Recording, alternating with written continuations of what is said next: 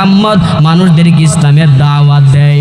ওই ইহুদি ডেকে বলে আব্দুল্লাহর ছেলে মুহাম্মদ, বলে হ্যাঁ হ্যাঁ আব্দুল্লাহর ছেলে মুহাম্মদ। ইহুদি আবার চিন্তা করলেন আব্দুল্লাহর ছেলে মুহাম্মদ যদি হয় থাকে, আমার কপাল পড়ে গেছে, এই কপাল নিয়ে আমি দুনিয়াতে আর থাকতে পারবো না, আমার দুনিয়ার শান্তি সব শেষ হয়ে গেল।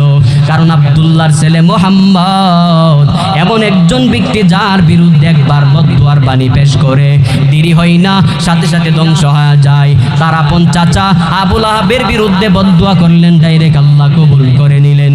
আবু জাহেল ধ্বংস হইতে দেরি হয় নাই, আবু লাহাব ধ্বংস হইতে দেরি হয় নাই।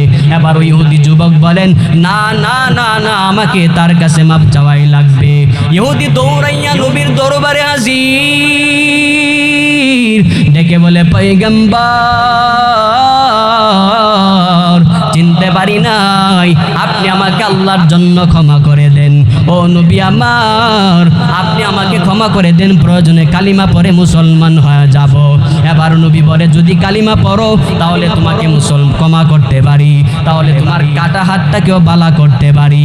ওই ইহুদি নবীর যেই হাতের মাধ্যমে তাপ্পর মারলেন, হাতটাকে কেটে নবীর দরবারে চলে গেলেন। নবী আমার দেখে ইহুদির ডান হাতটা কাটা। নবী আমার বলেন ইহুদি কে তোমার ডান হাত কাটলো জানায়া দাও। এবার ইহুদি বলেন আপনাকে যে তাপ্পর মারলাম নিজের মনকে মানাইতে পারি নাই, এই জন্য নিজের হাত আমি নিজেই কেটে ফেললাম। আমার নবী বলেন ইহুদি যদি কালিমা পড়তে চাও তাহলে তোমার হাত আমি জোড়া লাগায়া দিতে পারি, যদি কালিমা পড়ো তোমাকে ক্ষমা করতে পারি।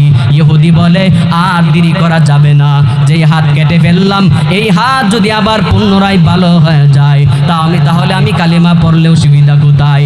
যদি আমি নবীর কাছ থেকে মাপ পাই তাহলে আমি কালিমা পড়লেও সুবিধা কোথায়? ইহুদি ডেকে বলে মুহাম্মদ দেরি করা যাবে না, কালিমা পড়ে আমাকে আপনি মুসলমান বানায়া দেন।